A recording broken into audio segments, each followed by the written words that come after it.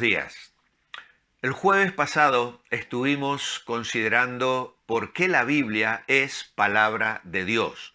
Cuando nos encontramos con alguien que nos dice yo no creo en la Biblia, o con alguien que nos diga cómo me puede demostrar que la Biblia es palabra de Dios. Y nos centramos en la persona de Jesús. Jesús autorizó las Escrituras, Jesús usó las Escrituras, Jesús comunicó las Escrituras, Jesús dignificó las Escrituras y nos dijo también que las Escrituras dan testimonio de Él. Allí en Juan capítulo 5, creo que era el versículo 38, lo estoy diciendo de memoria ahora, el Señor dijo, escudriñad las Escrituras, porque ellas dan testimonio de mí. Y realmente la palabra de Dios tiene esa autoridad. Y Jesús nos lo enseñó así. Por eso amamos la palabra de Dios y la aplicamos a nuestra vida diariamente. Sin embargo, volvemos a reflexionar hoy cómo podemos responder cuando alguien nos dice yo no creo en la Biblia.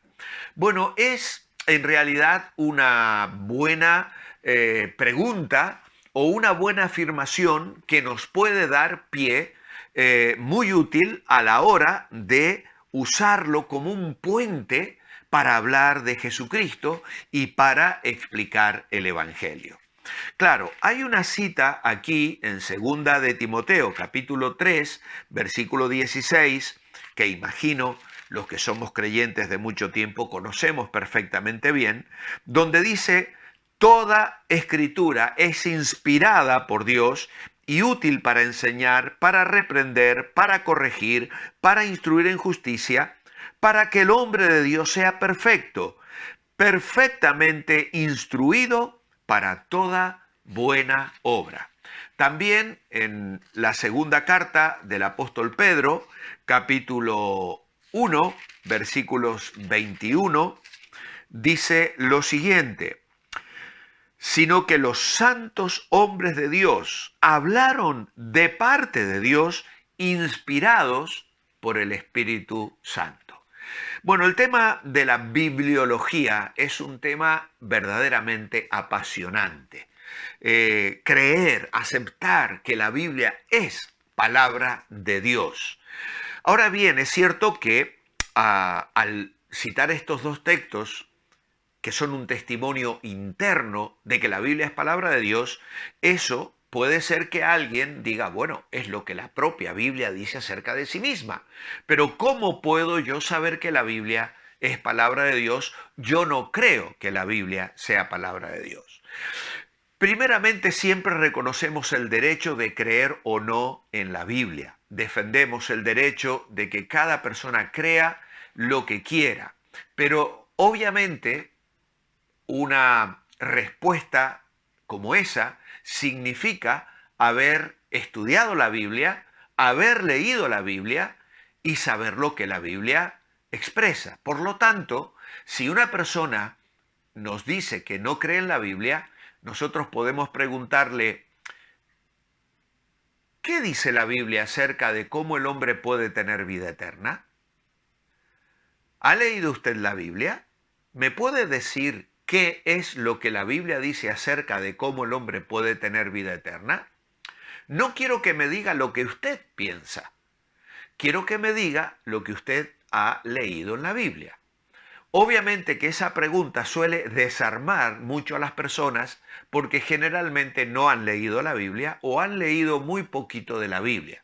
A veces te puedes encontrar con alguien que realmente sea sincero y la haya estudiado concienzudamente, y es probable que entonces la respuesta que nos dé nos ayude también a explicarle el Evangelio, porque si argumenta que hay que hacer buenas obras y que hay que ser una buena persona y que tenemos que responder delante de Dios en un juicio conforme a la forma en que hayamos vivido para entonces obtener la vida eterna, nosotros podríamos entonces decirle, me alegro que usted me dé esa respuesta, es lo que yo pensaba también antes, o es lo que la mayoría de la gente piensa, o es lo que las religiones por lo general enseñan.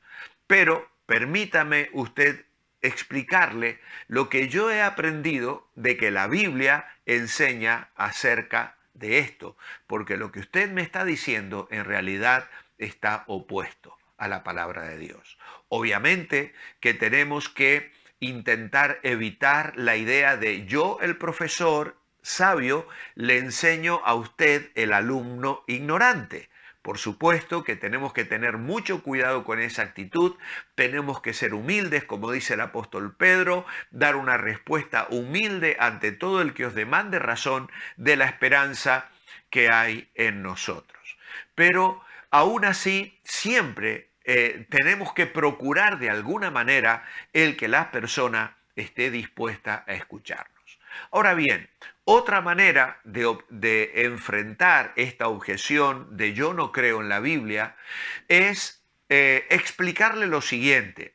La Biblia está compuesta de 66 libros separados, escritos en un periodo de 1500 años por más de 35 autores diferentes. Estos autores provinieron de medios ambientes muy variados, escribieron sobre materias completamente diferentes. Algunos eran, de sus autores eran reyes, eran médicos, eran granjeros, pescadores, y escribieron acerca de la ley, escribieron de historia, escribieron de ciencia, de poesía, de profecía, etc. Aún así, estos libros encajan perfectamente unos con otros, en una armonía total, tan perfectamente como las partes del cuerpo humano. El que 35 autores con antecedentes tan diferentes y en materias tan amplias, en un periodo de 1500 años, tengan una armonía tan total y absoluta, es matemáticamente imposible. No obstante, tenemos la Biblia. Dios nos da la respuesta. Los santos hombres de Dios hablaron siendo inspirados por el Espíritu Santo. Esto significa que Dios sopló en ellos de una manera especial, respetando su carácter, respetando su forma de ser, respetando su cultura, en idiomas diferentes, en continentes diferentes, porque la Biblia está escrita en hebreo, en arameo y en griego. Por lo tanto, hay 3 idiomas diferentes y en 1500 años, aún así, tiene un mensaje central y una armonía extraordinaria en ella. Cumple lo que promete. Una de las maneras más fáciles de mostrar que Dios ha cumplido lo que ha prometido es coger el libro de Mateo. Tú tomas el libro de Mateo y vas leyendo allí. Generalmente las Biblias ya hacen una diferencia cuando van a señalar alguna profecía. Por ejemplo, aquí en Mateo capítulo 2 dice: en Belén de Judea, según escribió el profeta, y tú, Belén, de la tierra de Judá, no eres la más pequeña entre los príncipes de Judá, porque de ti saldrá un guiador que apacentará a mi pueblo Israel. Es la respuesta de los escribas y los sacerdotes a Herodes para darla a los magos. Luego seguimos leyendo y vas a encontrar la matanza de los niños declarada por el profeta Jeremías en el versículo 18. Luego en el capítulo 3 dice el versículo 3, este es aquel de quien el profeta dijo: voz que clama en el desierto, preparad el camino del Señor. Capítulo 4, otra vez: escrito está, a sus ángeles mandará alrededor de ti. Una cita del Antiguo Testamento señalada por el propio Satanás. Luego, capítulo 4, versículo 15, tierra de Zabulón, tierra de Neftalí, camino del mar al otro lado del Jordán, camino de Galilea de los gentiles, el pueblo que habitaba. Y esto sucedió para que se cumpliera. Es decir, que si vamos pasando por las páginas de Mateo, vamos a ver que Mateo enfatiza mucho el cumplimiento de profecías que se cumplieron literalmente, escritas 800, 700, 1000 años antes de Cristo. Eso es una evidencia absoluta de que la Biblia es la palabra de Dios. También podríamos hablar de la crucifixión, del Salmo 22, por ejemplo, escrito 1000 años antes de Cristo, cuando los judíos todavía ni siquiera sabían de la existencia del suplicio de la crucifixión, que comenzó a ser usada por los romanos 200 años antes de Cristo.